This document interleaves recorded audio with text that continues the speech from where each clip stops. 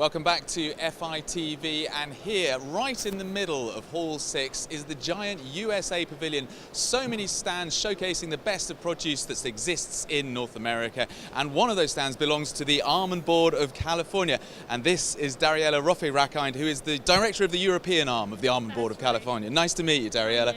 Now, at last, I have been looking at all sorts of foods all around this amazing pavilion on a very molecular level. It's so nice to see something that I recognise. And the almond is still holding strong as an ingredient and as a food in its own right, isn't it? Absolutely, and that's probably one of the reasons why. Almonds are natural, they come straight from a tree, and they're incredibly versatile, as a snack. So this is what we're showcasing today. The versatility in terms of flavors, in terms of marrying with different types of foods, whether it's sweet or savory, and it's loved around the world. And it's also a snack, so we've got here different types of snacks, so cinnamon almonds, wasabi and soy almonds, which are incredibly popular. So the sweet and the savoury works with almonds? And different forms. Almonds comes in so many different forms, whether they're whole, with skin, without skin, slivered, sliced, oils, almond milk, incredibly popular right now. One of the fastest growing beverages in the world, almond milk. Now, I must admit, I did have a quick look at the chart that you've got there, and it's also got the highest amount of protein than any other tree-based nut. So it works as a healthy alternative, almonds. That's right. Incredibly high in protein, fiber, vitamin E. 65% of your daily allowance of vitamin E in just one handful of almonds, 15 essential nutrients. Well, we know about the value of almonds as a snack, but let's find out more about them as an ingredient. I understand you've got someone on hand who can help us here. Yeah, Chef David Bradley has been helping us develop some incredibly delicious and fun almond snacks and different products to, again, show the versatility of almonds. So we've got all the different forms that almonds comes in behind him, and we just wanted to show really how incredibly versatile they are. Okay, David, I know you're known as the Curious Confectioner. What curious confection do you have here? Okay, well, I've had the privilege of working with the California Almond Board and really coming up with some innovation and creative ideas for how we can use almonds for lots of different functions. So we're exploring almonds for functionality from a technical perspective, as well as really exploring them on a gastronomical level, looking at the flavour pairings. So I like to think we've got some five actually very interesting things here. I'll talk you through them very briefly.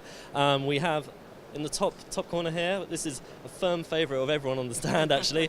No wonder why, because it's a gluten-free chocolate donut, almond donut of course, and it was quite a challenge and it had some quite difficult technical things to overcome, but we like to think we've got a lovely solution here. And is that using almond powder or is that using crushed up? So that's ground almonds, very finely milled ground almonds. Actually more of an almond flour than a ground almond, but mixed with a few other bits and pieces like some potato starch, and rather than using your normal sort of glutens, we add some xanthan gum, which creates like a texturizer, elasticity, and some apple sauce, which actually creates like a wet batter, and it's baked, so it's a healthy alternative.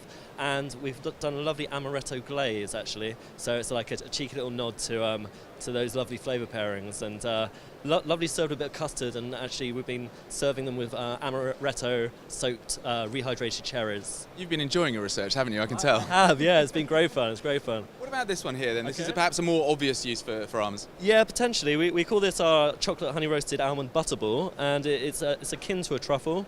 It's something which many people might be familiar looking around at recipes at the moment. So it's more of a kind of a superfood ball really. So it's actually processed almonds, like an almond butter essentially, which is then mixed with lovely medjool dates and just a touch of chocolate, and that's obviously coated in chocolate and then dusted with some honey roasted almond crumb. It's also actually got a honey roasted almond in the centre, so it's actually, one would say, a healthy alternative to a regular truffle. It's packed full of energy, full of protein, keep you going, and lots of antioxidants as well. Chocolate and almonds, both of them are known to be antioxidants, so yeah, good to get rid of all that toxicity around us. It sounds like we're getting more and more savoury and more healthy as we go through this. What would you say is the healthiest snack on display here? Well, the healthiest snack is probably actually over here. Well, let's move along. If you want to get to healthy.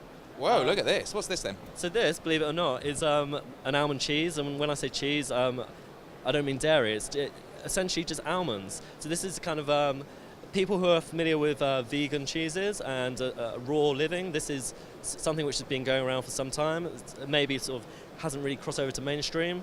Essentially, it's nuts which are soaked overnight, and then we just pulverize them in the morning with a bit of water, just really process them as fine as we can, and we actually add probiotic powders to that mix. So the probiotic powder, once we begin to strain the cheese through a cheesecloth, that really kicked in. We put the mixture somewhere nice and warm for 24 hours, maybe 48 hours, depending on how ripe you want your cheese.